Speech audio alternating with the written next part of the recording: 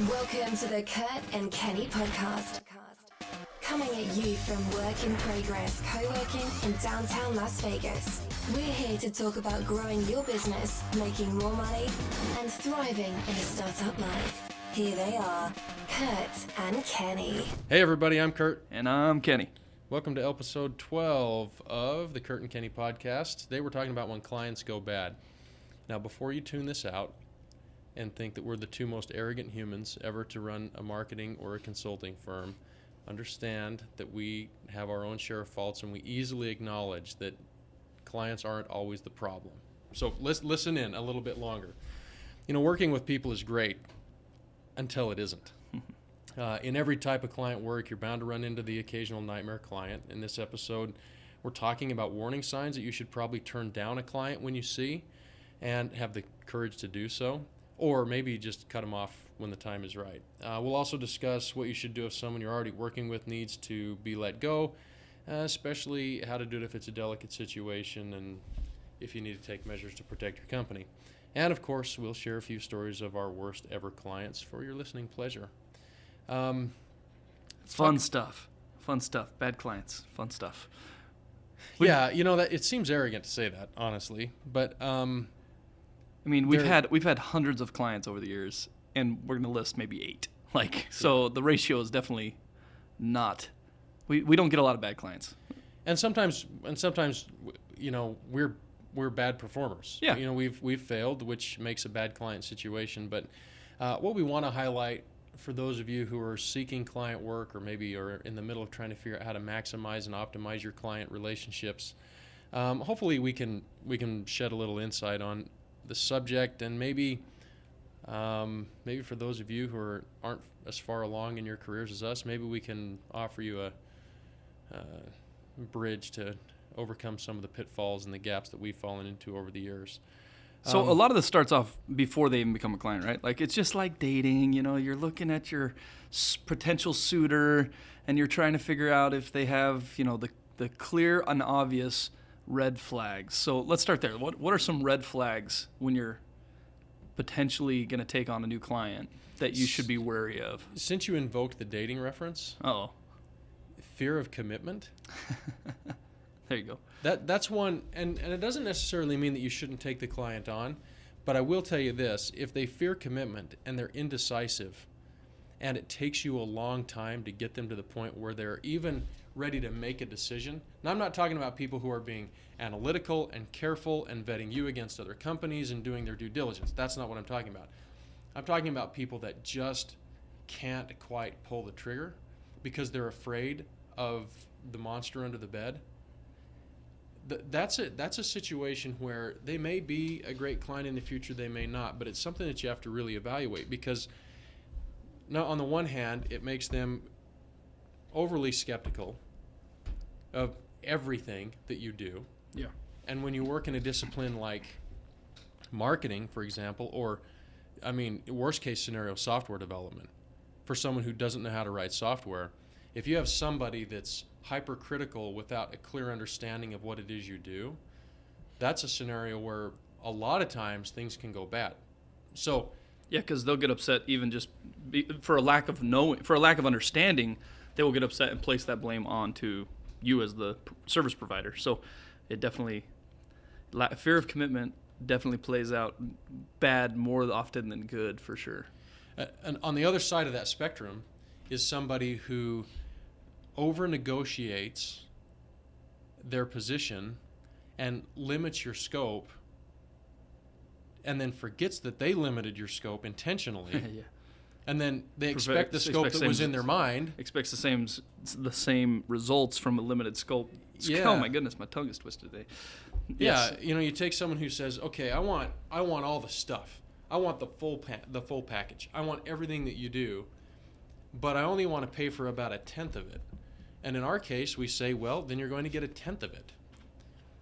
But sometimes in their mind, they still think they're going to get all of it. So month 2 comes around and they're not getting the same results they thought they were going to get because we promised a bigger result after having done all of the things, and it plays out bad after all that. And then you got the opposite problem. You got the people that are fear of commitment and won't commit, but try to they go round and round with you a lot. But then you also have this opposite side of the spectrum, which is those that fail to.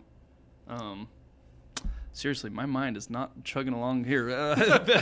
People that don't want to, or that fail to meet their end of the commitments. That's what I'm trying to say. So whether it's canceled appointments or rescheduled appointments regularly, not just one here or there, but like every single time you set an appointment, they don't show up or they don't come through, and then eventually you work through all the details and they become a client.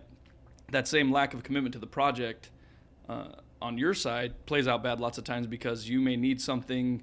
You may be waiting on a login or some asset from them that they never provide, and because they didn't provide it, you can't do your work. But at the end of the day, you didn't do your work. You're the bad guy.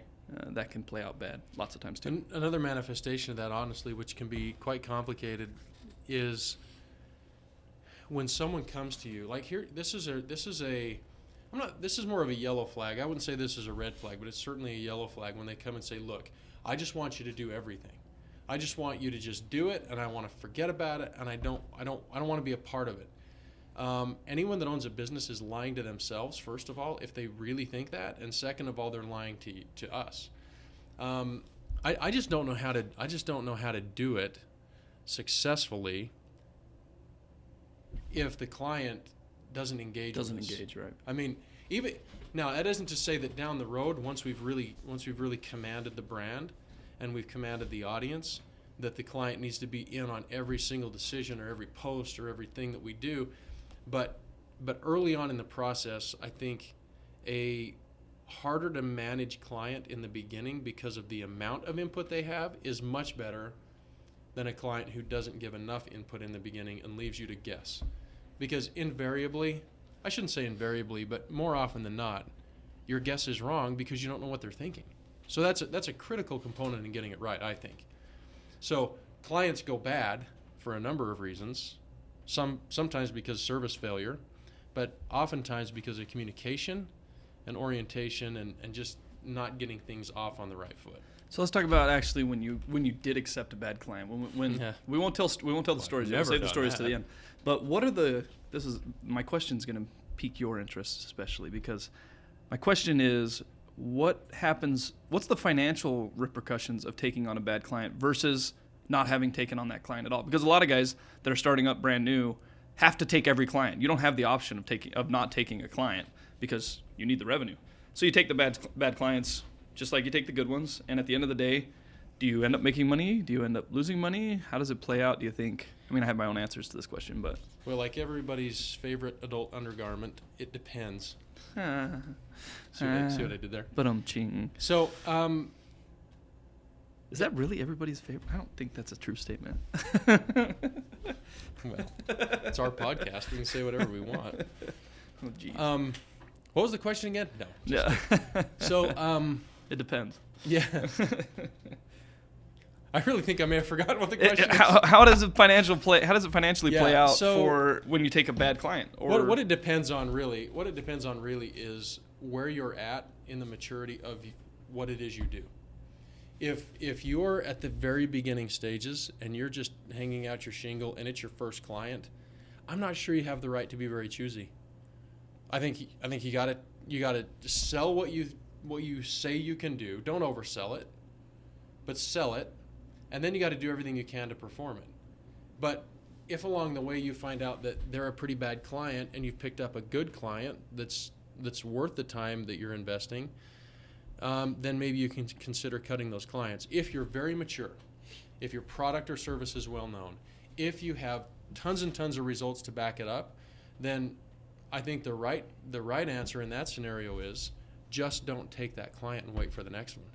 So let me break down the question even further. So the startup guy that has to take every client, we've given him some good tips here. Now he knows. So clarify what you mean by has to take every client. Well, because they have to have the revenue. They can't say no because they're startup and they need the got to put groceries on the table. They got to eat. Okay. So this guy is going to take, or gal is going to take this new client even though they know that this is a bad client. So what precautions, or what should they do even in the selling phase?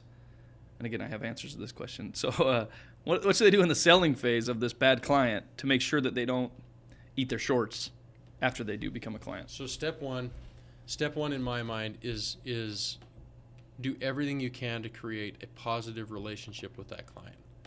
Now, just because someone's neurotic or just because they don't have the same personality as you doesn't mean they're a bad client, right? I mean, I'm not for everybody. You're not for everybody. We don't get along with everybody, even though everybody gets a participation trophy these days. We don't get along with everybody.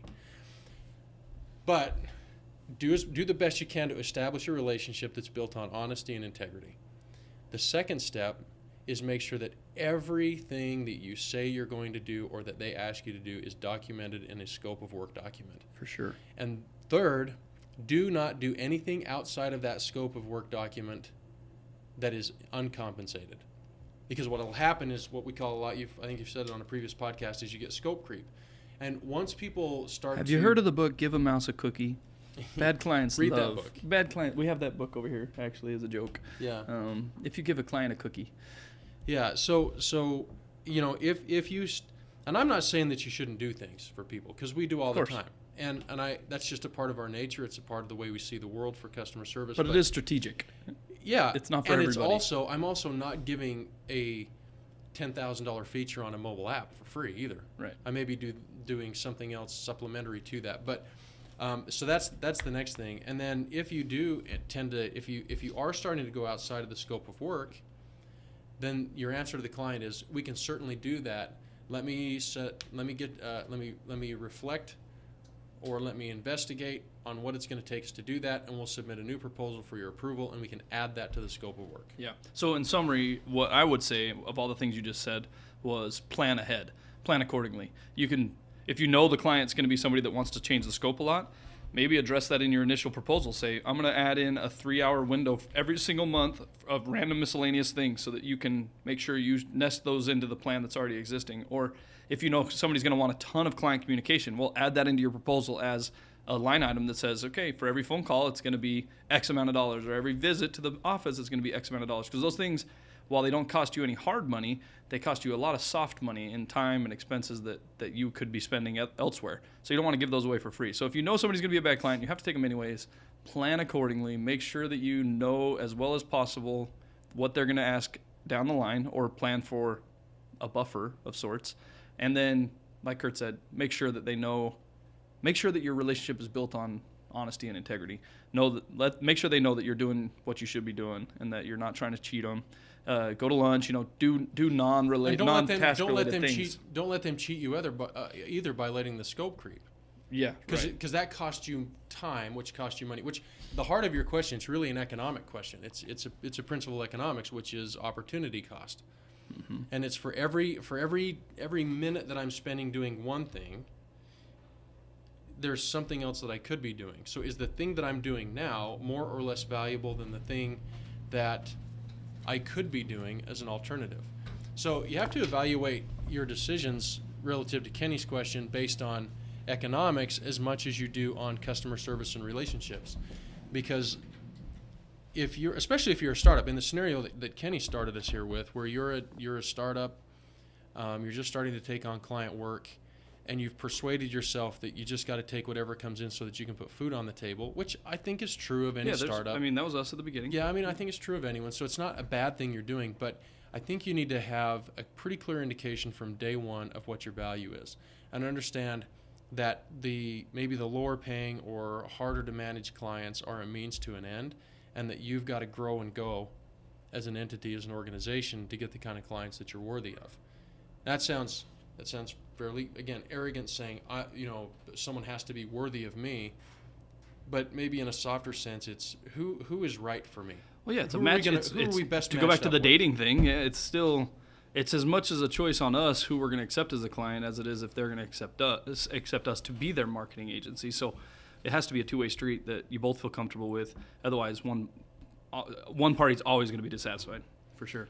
And just one final point on the scope of work document: you can never, ever, ever be too detailed in your scope of work. Way too many times. And your scope of work document should include your purposes, your objectives, and your deliverables. And deliverables is sort of encompassed in there as timeline, like when's it going to be delivered. This stuff has to be laid out. Otherwise, there's always a misunderstanding. And truly, the best scope of work documents we've ever done, we still have interpretation issues. And Yep. you still have to work through that. Even with your best clients, there's still work. Tied into that is one thing that comes to us, especially in this market, all the time, is that people want to make us or want to give us. They want us to work based on future promises. Meaning, yeah, it's my favorite. Hey, I've got a dope app, I've got a dope site, a business, whatever. It's gonna go big. Let me pay you in 6 months, or let me give you a piece of the equity, and it'll make you a ton of money down the line. I think one of the things we've always tried to do is, while we do make deals that provide future benefits, anything that we do always has a correlating payment upfront right now that makes it at least worth for us, even if it's at a discounted rate, makes it worth it for us now in the present, with a potential upside that we do not count on. Our work is never based on that promise of potential future work or future benefit. Yeah, the rainbow never touches the ground. Yeah. It never does, and there's certainly not a pot of gold at the end of it. But I do think I think you make a good point there, that there are certain opportunities that are worth taking a risk on, as long as you can sort of hedge and you can cover. As long as you have coverage, so that if it all goes bad at the end, at least you broke even, or you only lost a little bit. It was worth the risk that you were willing to take. Mm-hmm. Maybe it's an app now that is going to spin off into another product marketing opportunity, or maybe it's a website now that's going to maybe lead to digital marketing or some other form of marketing. Like, I think as long as you hedge. Yeah, you don't want to. I mean, because 99.9% of every one of those scenarios is you built an app for somebody and they promise to pay you once it goes big. You are not going to get paid ever. But if you build somebody an app at a discounted rate that covers your costs, and then it never goes big, at least you've covered your costs. Like, at least you've made maybe even a small profit. Maybe you've discounted it by 20% or something, which still leaves you margins to profit a little bit. Which, keep in mind, we're talking fully accounted, which means right. All of your expenses you break even, not just your time. Right. Exactly. And that especially even if you're a one-man band, you have overhead. It's not just your time. It's your opportunity cost. It's marketing. It's all the other things that you got to do to spin your business up. So we could have a whole conversation on opportunity cost. That's one of our things, is how much is your time worth, and how much is it worth if no matter what we're touching every single day, that time that we're spending on it is very, very valuable. Yeah, I actually think back to one of the best principles I ever learned in school. Was one of the first things I learned in econ, which was opportunity cost is real. Yeah. Yep. All right, before we tell some stories about our favorite, most past clients, how do you gracefully end a relationship if it is bad or if it is toxic? Back when I was dating. Well, I've had my share of bad breakups, and I've had my share of collegial breakups. Well, I'll tell you, one of our biggest things at Neon Brand, at least, and I wish everybody would apply the same method, is don't marry yourself to a client out the go. A lot of developers, especially, and some marketers, end up tying themselves to a client unreasonably, whether it's their social media accounts are only connected to my account, or their domains registered in my name. So when it comes time to break up, now we have this, basically we should have had a freaking prenup in place so that we knew how to divide the assets.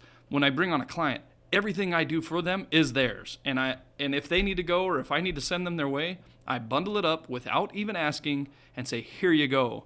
So many people hold clients hostages. So many service providers can hold their clients hostage with all of that data, all of those assets, and that is just so wrong. That is their stuff. Make sure that you are ready to separate from it at a moment's notice.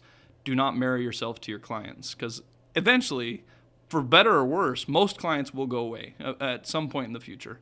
Hopefully they stay forever, but eventually, usually there's a separation. So don't set it up at the beginning to where that separation is a nightmare. So that's what I wouldn't do when I'm establishing the relationship. I wouldn't marry myself to the client. Now, when it comes time to ending the relationship, is there a graceful way to end the client relationship? Sure. I mean, I think it goes back to the issue of integrity, though, right? I mean, when I started consulting, it scared my wife to death, because I lived by two principles. If it's not this one, it'll be the next one, meaning, deals I was trying to close. And the other one was, the only way to exercise true integrity in consulting work is to work yourself out of a job. My job was to go fix companies.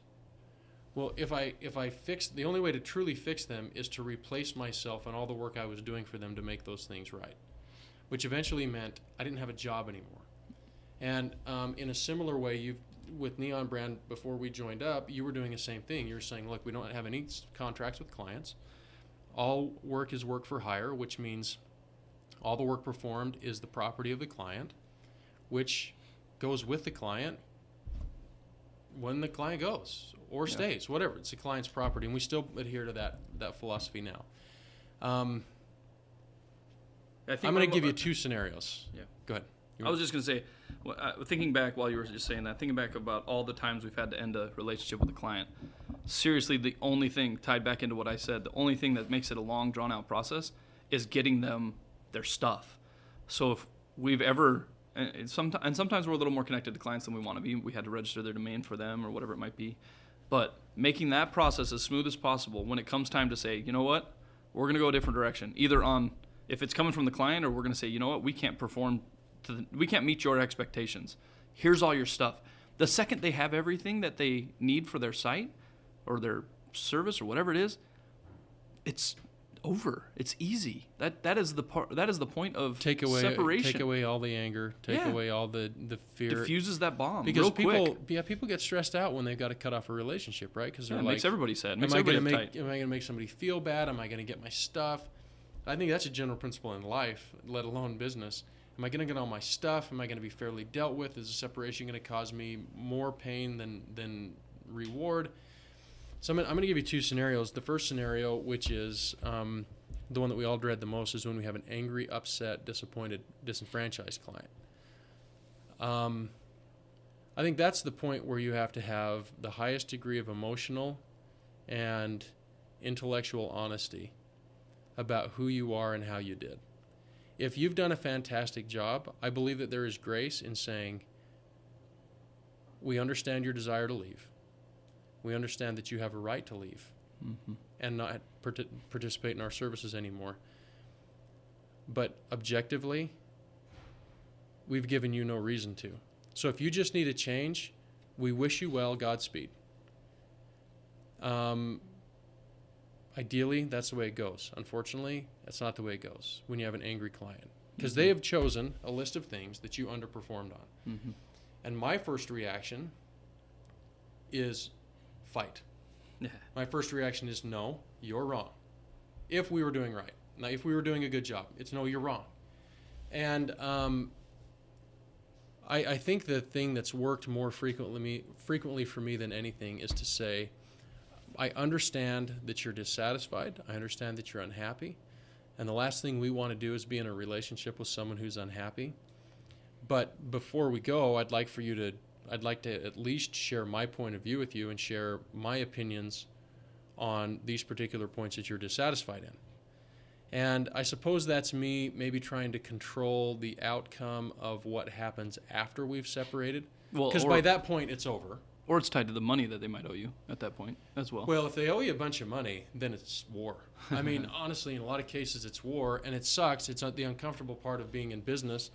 But if they owe you money, then you do have to prove it. And they're walking away, and you have the proof, then it's just a fight. Have the proof point, we do make sure our employees and us take excruciating notes. They annotate everything they do on a project.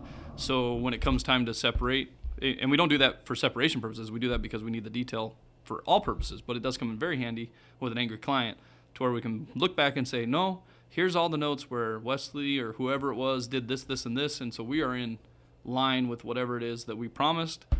This is why you owe us the revenue. And 9 times out of 10, that they appreciate that level of detail. And even if they do continue and leave. Right. Even if they leave, it does provide the backing to say, you do owe us for the time that we spent doing these things. Here's all the time we spent. Here's what we did. Invoices are due before we separate. Yeah. It's never easy when you reach that point. But I think you have to have some real intellectual honesty and some emotional honesty related to that to make sure that you're not asking for too much. Because if you did perform at a level that was expected and you met your deliverables, you're entitled to full fee. But if you didn't, then I think you have to graciously reduce your amount in your AR that they owe you to reflect what you did or didn't do. The opposite of that is when you have a client who you love, and you've become associated with their brand, and you've bought all the way in, and you feel like a part of their business and a part of their family, or part maybe even, and you just know that the relationship isn't working out. Either they can't commit the resources that they need in order to succeed, or it's just not going to work. Maybe the market's against them, whatever. Yeah. I think that's a time when you have to look someone in the eye and face to face and say, we just don't think we as an agency can keep taking your money if we can't help you grow. And we're afraid we can't help you grow. And so we just, at the current level, we just can't with integrity serve your business. Right. And I think in those situations, it's very amicable. Sometimes people beg you to stay on and help them. And sometimes it just takes a lot of courage to say, look, we love you, we do. But the amount of money that you're spending and the competitiveness of the market that you're in are incompatible. And unless one of those variables changes, you're not going to succeed with us. And the market doesn't look like it's changing, so you got to spend more money. And if you don't have it, then Godspeed. Yeah. We wish you well. So that's a lot of good information. What we want to do right now is hit a couple of our previous worst clients. Now, the names have been changed to protect the identities of these people, and we are not doing this to dog on these clients in any way. We're just trying to paint some pictures and illustrate some points. So don't take this as us being, cocky or arrogant about picking on these people, that there were things. This is just to illustrate the point that there were red flags that we should have seen and we did see eventually that should have enlightened us to maybe never take on the client or to end the relationship probably sooner than we did. So we'll kind of go through these quick. We won't spend too much time explaining each of the ones, but they're kind of funny, kind of interesting. A lot of different people, there's a lot of different personalities out there in the world, and we get to deal with them as a client relationship. So what do you think, Kurt? Which one do you want to start with? Let's start with the magic pill. Bless you. Excuse me. Oh, magic pill. Let's start with the magic pill. What do you want to talk about, the magic pill? So magic pill guy, man, I got to make sure we don't say names. Magic pill guy was really, really interesting. It literally was a magic pill that had to do with making you healthier and take this and life will get better. And Kurt, what did you learn from that? Oh boy. Well, the other problem, but the other problem was the erratic behavior of this client made it to where he was hot and cold, and basically we told him no 100 times in 100 different ways, and every time we told him no, he came back wanting more. It was really weird. It's like he couldn't resist at that point. But this was your favorite one, so what do you want to say about that guy? Yeah, as I rewind the tape on this one, it's hard to know where to start. I mean, the scenario was, and this has happened several times, client comes in, has a product to sell, has a website that in a billion zillion years will not sell a single product. So, but wants us to sell the product on a website that won't sell.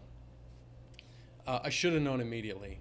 When he resisted our advice on what an e-commerce site should look like and act like, I should have known. Mm-hmm. But I took the business anyway, which was a mistake for him and for me. The money he spent, I think he didn't get his money's worth, and we certainly overspent on our time. But what I found with him was that when we were trying to do good customer service and make recommendations, the guy wouldn't listen to a word we said. And then he would disappear for days or weeks at a time, and then he would come back and tell us that we weren't working for him when we were waiting for his feedback, until it reached a boiling point where one day in the conference room, I don't know if I was nose to nose with him, but it was intense. And I just told him that I didn't want his business, that I couldn't help him. This was probably one of those less graceful ending a client relationship scenarios, and that there was no way we could help him, and so he needed to take his money and go elsewhere. And then the guy begged us to keep helping him and said he would behave better, and I believed him. And we kept him on as a client. We tried it over and over again, and the worse, the more strained and intense we got in our communication, the more promptly he replied. But anytime we tried to be kind, it just didn't work out. And I don't know, that was a personality mismatch, and I missed it from the beginning. How about the failure to launch client, the failure to lead gen, our lead gen guy? That's my favorite ever. So we developed a CRM software, customer relationship management software, before we were partners at Neon Brand. You've heard the story on the previous podcast. To me, tracking everything in business is the only way to actually manage your business. And so we actually use our CRM system in our business, right? So we buy our own BS on that one. This client, on the other hand, was exactly the opposite. I don't remember exactly how they found us, but anyway, they may have found us on a Google search or something like that. They had a customer relationship management software that, by all rights, is really good software. It's well thought out. The features were great. We actually started using it a little bit. Yeah, we actually used it a little bit. Come to find out, after we start doing their marketing. Well, we got the common answer. We got the common answer for someone in their scenario, which we'll get to the punchline in a second. I'll let you get to the punchline in a second. But after a couple of months and a weekly 1-hour phone call, I had to take those calls, and then Kitty had to take those calls. On one of the guy's team members was constantly defending us, and he was constantly berating us, and we were doing a heck of a job. And then towards the end of all those phone calls, he started asking us to teach him how to do what we were doing, because he wanted to start offering what we were doing as an in-house service that they provided. So then he wanted to compete with us like, and add that to his product and services when he actually was hiring us to do it for him. What? Yeah, I know what you're thinking. That Drum roll, right. Yes. Punchline. So he comes to us and says, "It's not working. We have to cancel." And I said, "Well, from our end and all the metrics we see, it looks like it is working. We're sending X number of visitors to your site. They're landing on Y page that we've specifically sent them to. They're filling out forms at this quantity, at this rate. You're getting leads. People are contacting your organization. What are you doing to track internally?" And the answer? Oh, we don't use anything to track internally. What? Wait, what? Huh? What? That's what your software does. What do you mean? You're not using the software you're selling? Wait, huh? What? Yeah.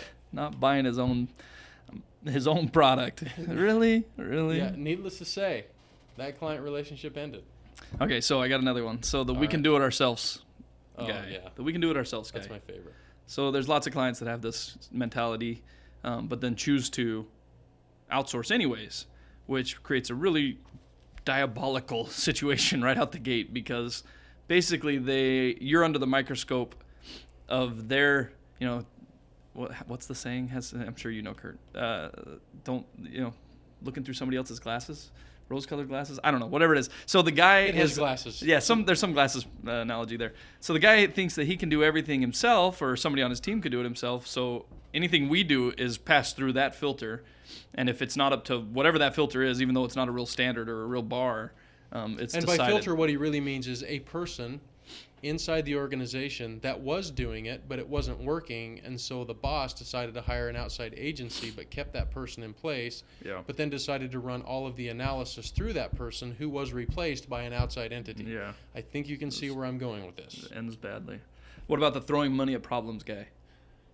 Throwing money at problems guy is interesting, because basically you're hired as a solution because I've got the money to pay for you, so here, go do something. And then, oh, wait, there's another shiny object over there. And that's not as shiny as I thought it was, so now I'm going to throw monies at that problem, or at that idea. Which eventually scales back to, okay, I've been overpaying this whole time, so who's the cheapest guy? Right. Which is the worst of all scenarios.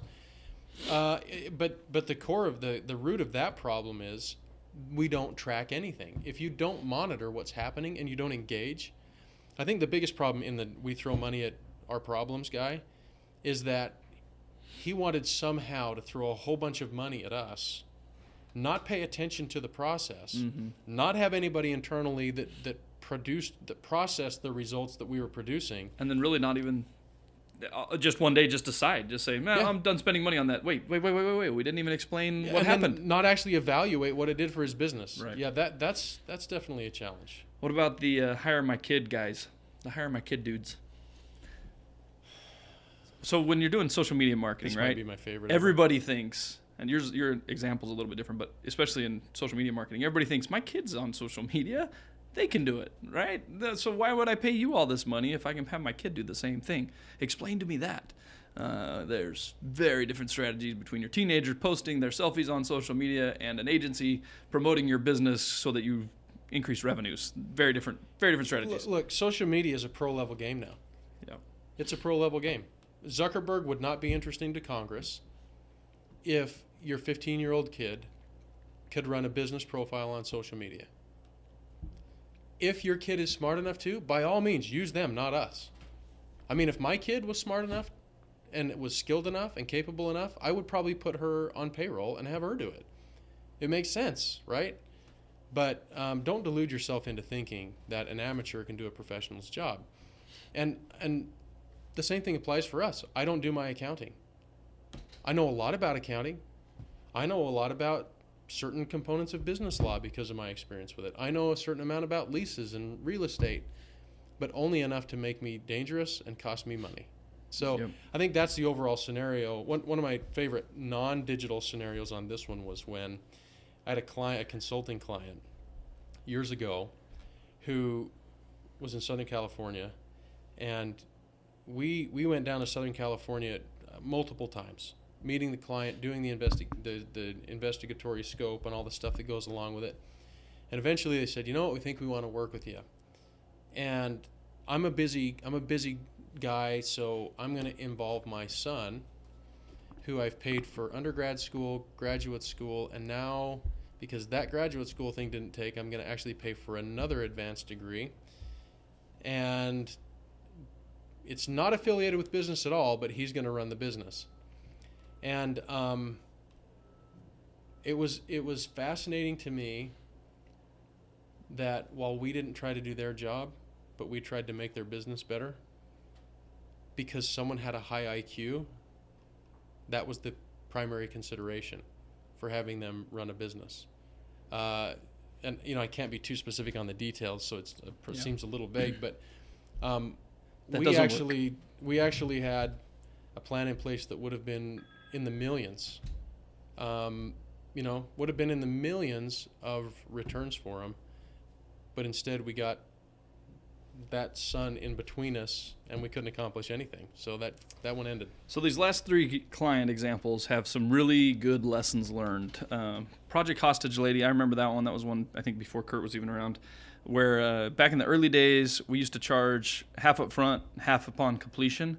I do not recommend that for a lot of reasons. We had a bunch of clients, one specifically that was extra painful, where they get towards the end of a meeting, they get towards the end of a project, and now all of a sudden, if your scoping document has any holes in it whatsoever, they start cramming in all of these requirements that need to be done before releasing the final payment. And that can get really, really ugly. You get exhausted, you get overworked, you get underpaid. It gets to the point where even the payment they're paying you isn't going to be worth it anymore. So we've stopped doing half up front and half upon completion, and we do it in what are called sprints, where you pay in advance for 10 hours, we work, and then you pay in advance for another 10 hours, we work, et cetera, et cetera, et cetera. That's not going to be for every client either. Some clients aren't going to be cool with that scenario, and we're cool with them not being our clients. Another one is the disengaged complainer. So we have some clients that are not responsive to requests sometimes, and then after not responding so many times, we end up looking like we're not doing our job, maybe because they think that we're not getting anything done when we're really in a holding pattern waiting on their responses. And then later this disengaged complainer goes out and tells his friends that we were less than ideal because we didn't perform to his expectations, which just stinks. I mean, and how this plays out in specific is, you start on a website. The first phase of our websites is custom design. How do you want your website to look?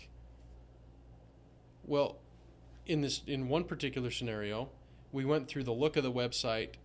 We modeled it after a website that the client loved. We put the website together. It was fantastic. The reviews were amazing. The client absolutely loved everything. We designed it up. We started developing it. Client disappeared for 4 months. Mm-hmm. 4 months later comes back and says, that's not the design I wanted. I want it to look like this website. Well, yeah, that it is. It's just like that website. But they've forgotten. It's been a long time. And I mean, even the wait times have real costs.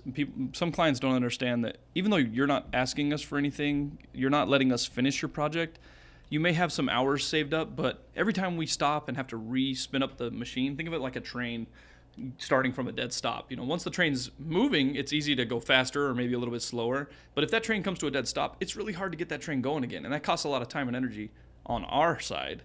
So these clients don't understand that, oh yeah, just finish it real quick. Well, hang on, we got to remember everything, where we coded everything, how we did everything. It's been 4 months. And so that really does slow us down. The last client, before we wrap up here, is what we're going to call the bottler. This is a scenario where if you don't have it goes back to the very beginning of our conversation. If you don't have a relationship built on honesty and integrity, you're doomed to disappointment and failure. And this is a scenario where the client just was afraid of hurting our feelings and wouldn't tell us they didn't like something. So they told us that they did like something. Let months and months pass, and then bottling it up those feelings.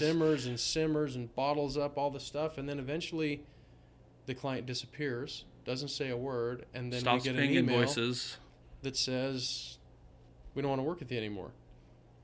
Which it could have all been solved early in the stages of the process by saying, hey, I don't like the direction. I just Let's don't change like it. that.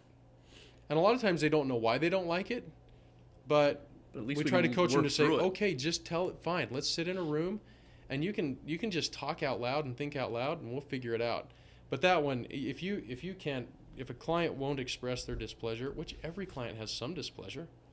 Yeah. I mean, it's juvenile to think that we're hitting home runs every time. It's not life. Yeah. But that was an important. It's too bad too, because I think we had a pretty good vision on that client, and it just didn't quite work out because the client was afraid to just say it like she thought it. Yeah. Well, fun stuff. I mean, we love our clients. This might sound like a lot of problems, but in reality, most of Neon Brands clients are wonderful people. We love them. Over the years, a lot of people who started out as clients have become more like family for reals. We have a lot of good friends that have come out of our client relationships. Stories like the ones we've shared in this podcast are the exception, not the rule, and we're grateful for all those people who let us share in their business journeys.